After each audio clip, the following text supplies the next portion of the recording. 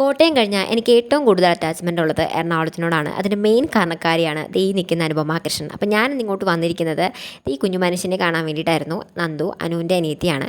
ഞാനും നന്ദുവും തമ്മിൽ ഭയങ്കര കമ്പനിയാണ് ഫോണിൽ കൂടെയൊക്കെ. അപ്പം നേരിട്ട് നന്ദുവായിട്ട് ഒരു ദിവസം സ്പെൻഡ് ചെയ്യാനായിട്ട് ഇന്ന് കിട്ടിയപ്പോൾ നമുക്കതങ്ങ് അടിച്ചു പൊളിച്ചേക്കാന്ന് കരുതി ഞങ്ങൾ മൂന്നുപേരും കൂടെ നേരെ ലുലു മോളിലേക്ക് വിട്ടൊരു സിനിമ കാണാനായിട്ട് ചെന്ന് കയറിയതും ഭയങ്കര മഴയായിരുന്നു.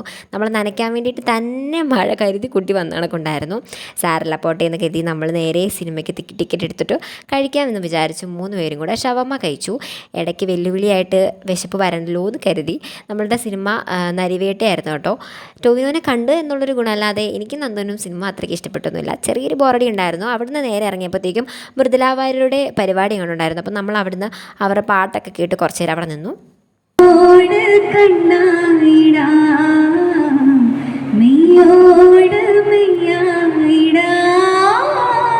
ഇത് നമ്മുടെ നന്ദുവിൻ്റെ ഫ്രണ്ടാണ്. അപ്പോൾ നമ്മൾ പാട്ടൊക്കെ കേട്ടു നേരെ ലുലുന്ന് ഫുഡ് കഴിക്കാൻ വേണ്ടിയിട്ട് ഇറങ്ങി. നേരെ ഒരു മന്തിയാണ് കഴിച്ചത്.